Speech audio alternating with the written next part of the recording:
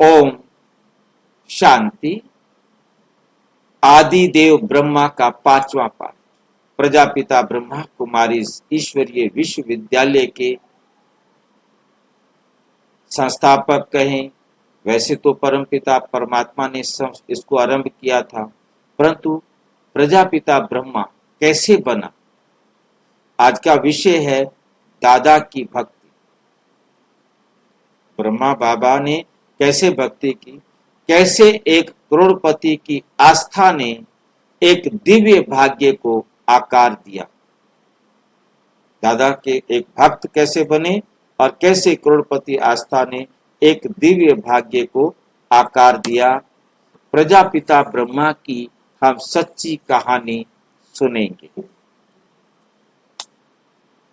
आज मैं आपको एक शक्तिशाली और प्रेरक यात्रा पर ले चलता हूं।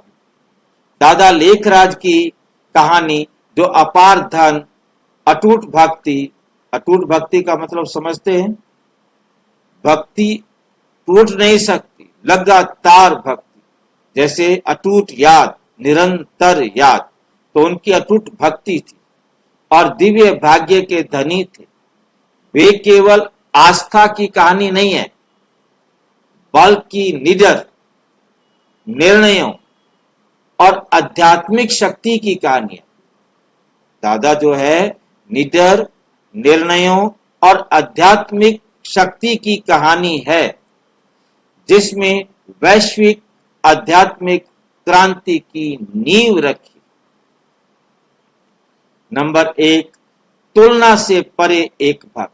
मतलब ब्रह्मा बाबा एक ऐसे भक्त जिसकी हम किसी और के साथ तुलना नहीं कर सकते, तुलना ही नहीं कर सकते। दादा लेखराज बचपन से ही नारायण के प्रति गहरी आस्था रखते थे। वो केवल पूजा के दौरान ही भगवान को याद नहीं करते थे, वह हर पल भगवान की याद में रहते थे। अपने कार्यालय में, अपने तकिए के नीचे, अपनी जेब में वह हमेशा नारायण की छवि को अपने दिल के करीब रखते थे। लेकिन उनकी भक्ति अंधी नहीं थी। उन्होंने एक बार नारायण की पेंटिंग देखी जिसमें लक्ष्मी उनके पैरों की मालिश कर रही है। उन्होंने उसे अस्वीकार कर दिया। उनका मानना था कि महिलाएं बराबर होती हैं, नौकर नहीं। इसलिए उन्होंने चित्रकार को इसे फिर से बनाने का काम सौंपा। इस बार दिव्य जोड़े को समान स्तर पर खड़ा पर दिखाया।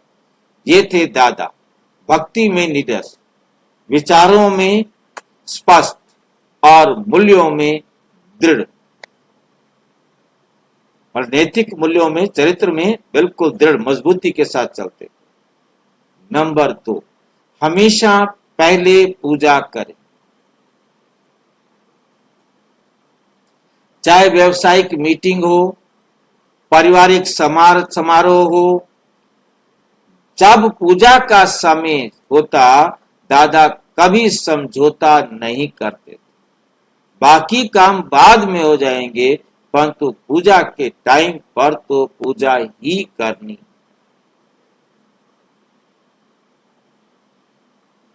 उसमें कोई समझौता नहीं हो सकता। वे चुपचाप खुद को माफ कर देते, गीता खोलते और ईश्वर में डूब जाते।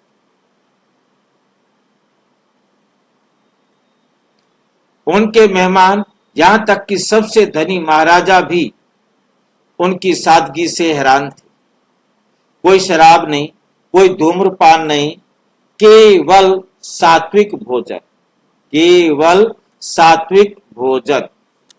जब वे उनकी शादी पार्टियों के बारे में मजाक करते तो दादा हंसते और कहते, तुम मुझे कागज के नोट देते हो और मैं तुम्हें हीरे देता हूं। तुम्हारे लिए अपना धर्म क्यों खराब करूं भाई, बता दो जरा। नंबर 3, संतों और तीर्थ यात्रियों के लिए खुला दिल। दान करने में बड़ा खुला दिल। दादा ने शाही आतिथ्य के साथ साधुओं और संतों को अपने घर में स्वागत किया। गुलाब जल, धूप और एक शांतिपूर्ण विश्राम वातावरण सभी अपने हाथों से व्यवस्थित किए।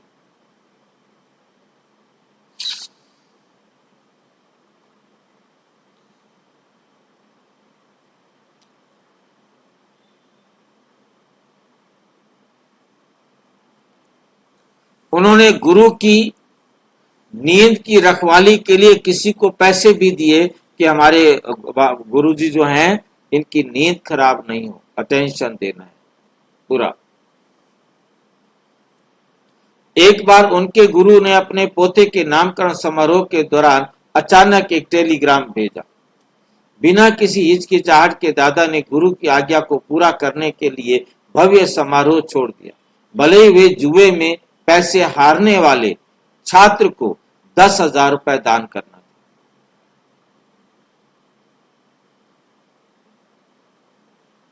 ऐसा उनका समर्पण था, पूर्ण और निर्विवाद, पूर्ण और निर्विवाद।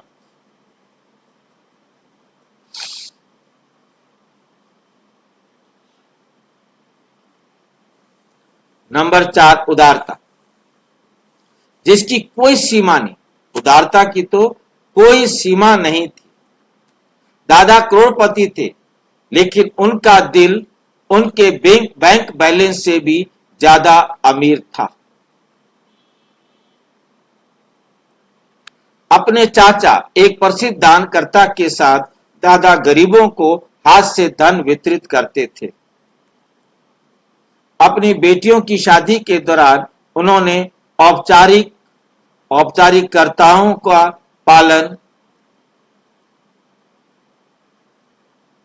औपचारिकताओं का पालन करने की बजाय उन्हें न केवल हीरे और सोना भेंट किया, बल्कि चांदी के मंदिर में रखी श्रीमद् भगवत गीता भी भेंट की, ताकि वह हमेशा भगवान को याद रखे।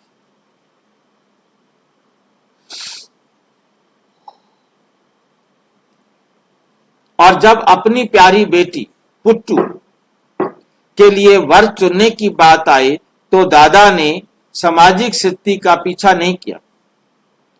उन्होंने बोधराज नामक एक विनम्र आध्यात्मिक स्कूल शिक्षक को चुना। उसके बाद में योगी राज के नाम से जाना गया, क्योंकि वे चाहते थे कि उनकी बेटी भक्तिपूर्ण माहौल में रहना जारी रखे। हालांकि कई लोगों ने इस फैसले की आलोचना की, लेकिन समय ने दादा को सही साबित कर दिया। उनकी बेटी का जीवन शांति का अभयारण्य बन गया, न कि केवल धन का घर। शांति का अभयारण्य, अभयारण्य क्या होता है? एक ऐसी दुनिया जहां भय ही ना हो। शांति का अभयारण्य बन गया और उसके जीवन में कभी ना तो भय आया, ना ही कोई दुख की बात आई। अब उनके जीवन का टर्निंग पॉइंट दिव्य जागृति। अपनी संपत्ति के बावजूद दादा ने कभी भी सन्यासी या त्यागी बनने का विकल्प नहीं चुना। उनका मानना था कि कोई दुनिया में रहते हुए भी अलग रह सकता है। लेकिन फिर एक पल आया जब सब कुछ बदल गया। 60 वर्ष की आयु में उनकी पत्नी ने उन्हें आध्यात्मिक एकांत में रहने का सुझाव दिया। दादा सहमत हुए, लेकिन कहा, मुझे हमारी संपत्ति दुगनी करने दो और फिर हम इसे दान कर देंगे और वानप्रस्थी बन जाएगी। लेकिन भगवान की एक अलग योजना थी। अचानक सारी आसक्ति खत्म हो गई।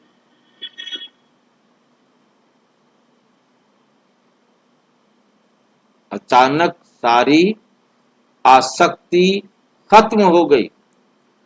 उन्हें दिव्य दर्शन मिलने लगे और इस दुनिया से परे एक शक्ति और शांति का अनुभव, एक शक्ति और शांति का अनुभव होने लगा।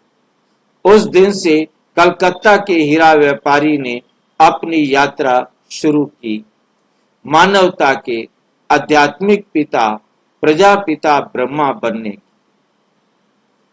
और लास्ट में समापन, हीरा व्यापारी से दिव्य आत्मा तक, वो हीरे के व्यापारी से क्या बन गए? दिव्य आत्मा तक। दादा लेखराज का जीवन हमें सिखाता है कि सच्चा धन संपत्ति में नहीं, बल्कि पवित्रता, समर्पण और ईश्वर के प्रेम में निहित। उनकी यात्रा साधारण नहीं थी, ये नियति थी, ये दिव्य थी और ये आज भी ब्रह्मा कुमारी आध्यात्मिक विश्वविद्यालय के माध्यम से लाखों लोगों के जीवन को बदल रही है। अच्छा, आप भी इसको और अच्छी तरह जानना चाहते हैं तो अपने समीप के किसी भी प्रजापिता ब्रह्मा कुमारी ईश्वरीय विश्वविद्यालय से संपर्क करें और यदि कोई प्रश्न हो तो 9213106986 पर केवल टेलीग्राम करें, 9650692270 पर केवल व्हाट्सएप करें, फोन नहीं। ओम शांति।